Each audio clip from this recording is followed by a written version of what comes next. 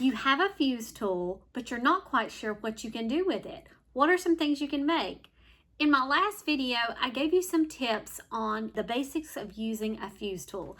This is a heating tool that you can use to fuse pieces of plastic together. But I've gotten some questions about, well, what are some things I can do with this? I'm going to help you out with that in today's video. When the fuse tool came out, I think its original intent was to be used for scrapbookers. When you have a 12 by 12 sheet of scrapbooking paper and to make pockets and different things that you can do for your scrapbooking sheets.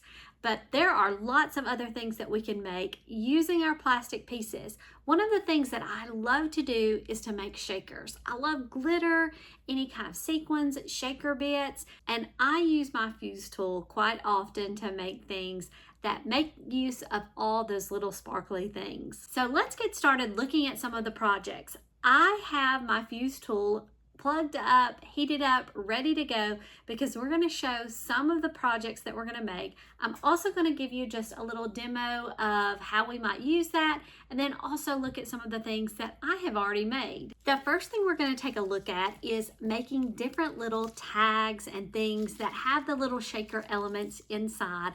Again, we're making use of the clear plastic and I like to use scrapbook page protectors. There are also ones that are Fuse brand itself. I just have these scrapbook page protectors and I'm going to utilize those before I purchase some others. But I made these different tags during Valentine and I'll tag these projects below so you can see more of the details. But I wanted to give you some ideas of some of the ways that I use the fuse tool and things I use with that. So first of all, if we look at a tag such as this, so it actually is a tag shape. I have cut a piece of paper in the shape of a tag, placed that in the scrapbook page protector, and then I have fused around it. And then I also did that with this heart that I have. So I already had the heart cut out into a shape and then fused around it. Now, what I did, I used a cutting die with this, a metal cutting die. So not only did that help me cut the paper, but then I can put the die around on the scrapbook page and cut out around the die. I have a die right here, a metal die. It's a little bit smaller than this one, but I thought I would show you what I mean by that. Before I do that though, I was going to show you the clear one, and that's what we're going to make today. We're going to make a little clear one, and I'm going to show you how you'll leave a little spot, and that's where we can put the glitter inside. So here is my scrapbook page, and I have my metal cutting die, and I'm just going to place it right here, and then I have my fuse tool, and I've had it heating up. I'm going to I've got a piece of washi tape. I can hold it down in place like that, but I'm going to put it across the top because I want to leave this open because we'll use that to fill with our sequins and stuff. So I'm going to take my fuse tool and we will just go around. I'm on my fuse mat as well, my silicone mat, and I'm going to still hold this in place and we will just go around it here, and I'm also going to go around here. Make sure I got that good. And it's okay that we're overlapping here because we're going to end up cutting this, and you can see at this point we have our place right here. So I've done that. I'm going to remove the cutting die, and now I'll take my scissors and I'm just going to cut this out as close, or if I want to leave a little bit of extra space, I'm going to kind of cut this up here. Now we can open this up, see it. There we go. So here we have the part of our heart where we have the opening. I also wanted to share with you, because we're going to use it with our sequins, these are some little plastic spoons I picked up at the Dollar Tree recently, $1.25. I got 24 of these little plastic spoons. These are perfect for scooping out sequins, little shaker bits, and any type of glitter. And that's just a little side note that I thought you might enjoy. Let's open up our heart, get my little sequins out, and whoops, I dropped one. We'll fill this up, grab that little bit, and you can fill your heart as much as you want to here. I think I'm just going to go with that little bit and keep some of the space open. Now we'll place our heart back here. We're going to take our die. I'm going to try to line it up the best I can. Oh, and this will be another thing I can show you. So I'm seeing this little sequence coming through. So let me show you how I would fix that. I'm just going to run my die, or run my fuse right back over this. Kind of freehand it. If you want to let it cool just a bit, you can. But it looks like that got it. And I should have checked, make sure there's no other open areas, but that looks good. Now let's take our cutting die that we're just using as a sample. And I'm going to place now this down here on the bottom because we need to seal off the top. So now let's take our fuse and let's just pick up where we left off with doing right around the edge and getting that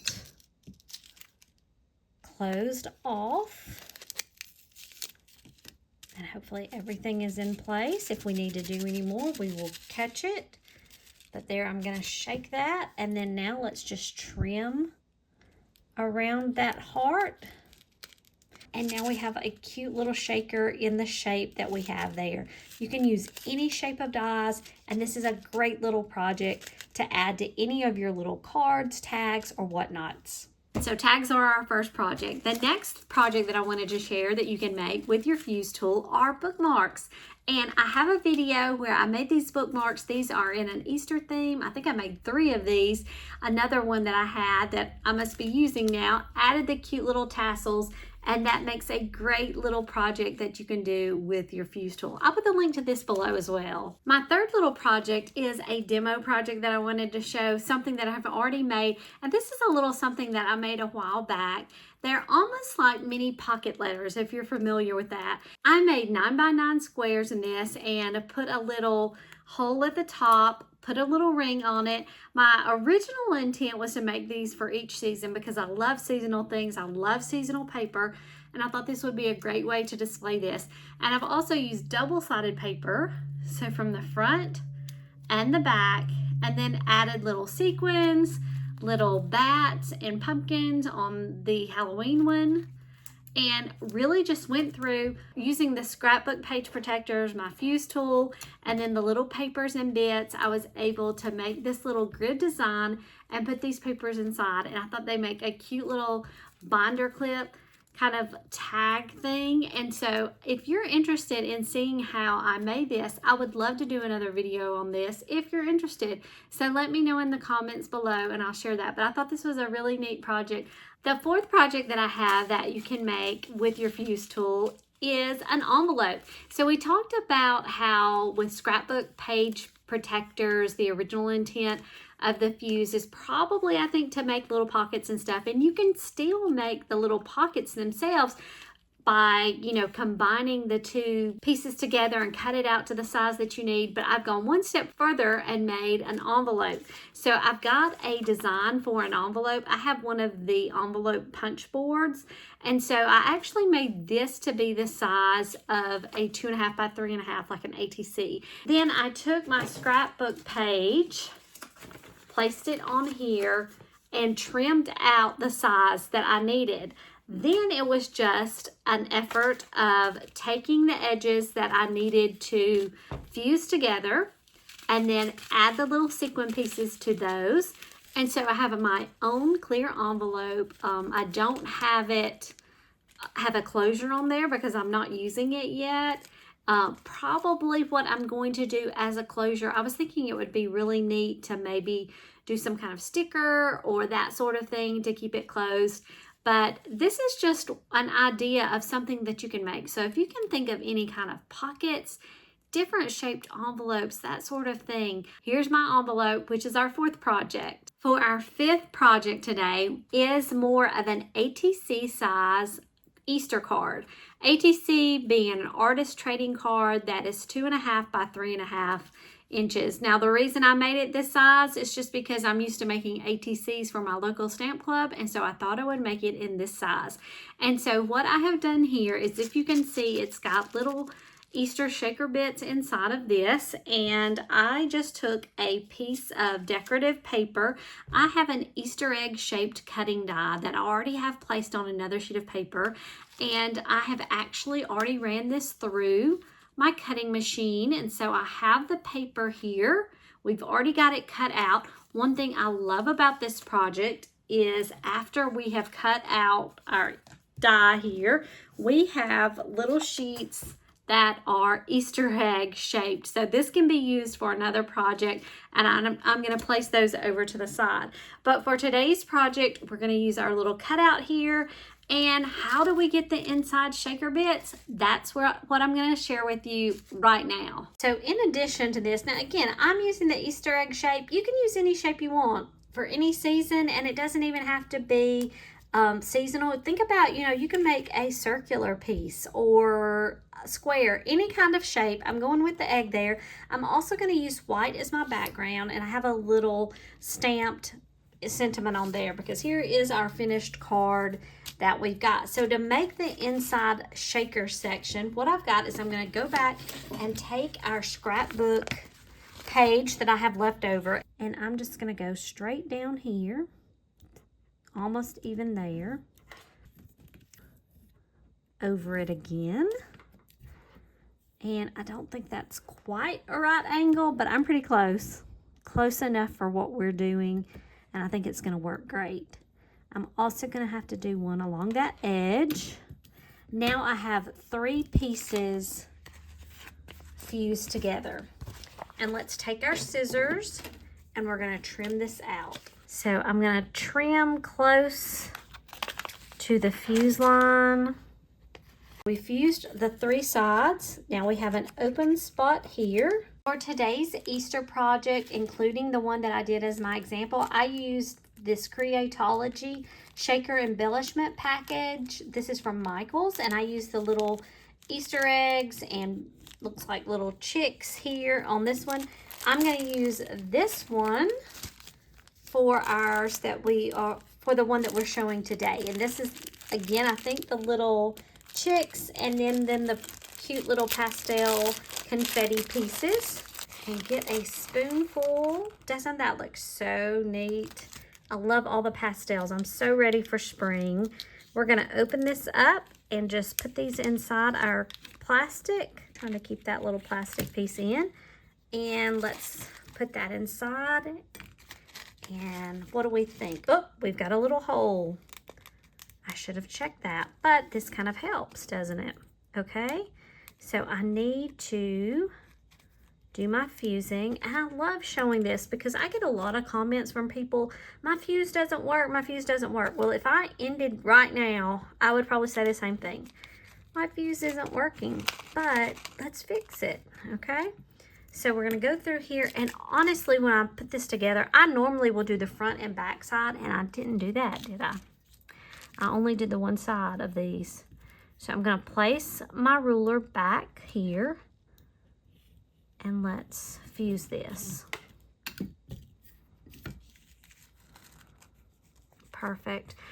What I mean when I turn it over, normally now I should probably go back over on the back side and just fuse again and do that on each of the sides. Just line it up, and we'll run back over that, the line, as close as we can. Okay, and we have our cute little packet. Let's add these that fell out. Okay, so I'm gonna lay this here, and I'm gonna put my metal ruler across the top, and then let's run over a closure here. And I'm gonna go ahead and flip it over. We've got some of these little chicks that are wanting to lay perpendicular, and run that over across. And let's see, it looks good. Everything's staying inside. And so now we have our little shaker piece.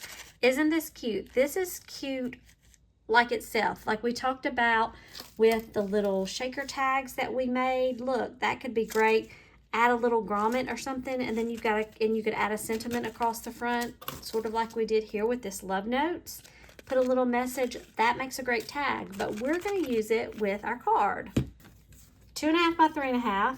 I've got this piece that's 2 1/4 by 3 1/4, a little shorter around each edge. That's how it would fit naturally, and that's cute. You could put a little sentiment, do something, but we're going to add our little shaker bits inside.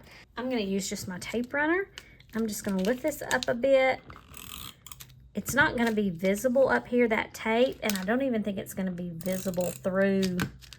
I'm just taping that here.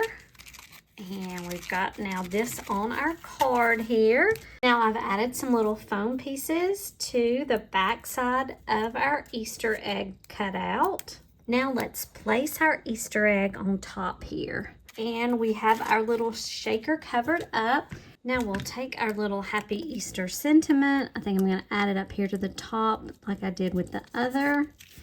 And we have our little shaker card. I think that's so cute. Now again, I've made these as 2.5 by 3.5 that are more ATC size, but you could make these larger into a 4 1/4 by 5.5 card front. That would be so cute. Or just add this to a 4 1/4 by 5.5 card front, and you could add some other little ribbon or paper, anything that you'd like. I love the shaker bit element, and so these make great little cards. You could even add these onto the back side and you have little cute note cards. So I hope now, seeing these different projects, you've got your creative juices flowing. Today I've shared 5 different projects that you can make with your fuse tool, and I hope that's helped you some. So everything from the tags, bookmarks, little mini pocket letters, to envelopes, pockets, and even your own little cards and ATCs. So I hope that's helped some, and now we'll come back. I've got another part of this series next week, and we'll share some other tips that I have and questions that I've gotten from you guys. So I hope you've enjoyed this, and I will see you again where we'll be making some more really cute projects.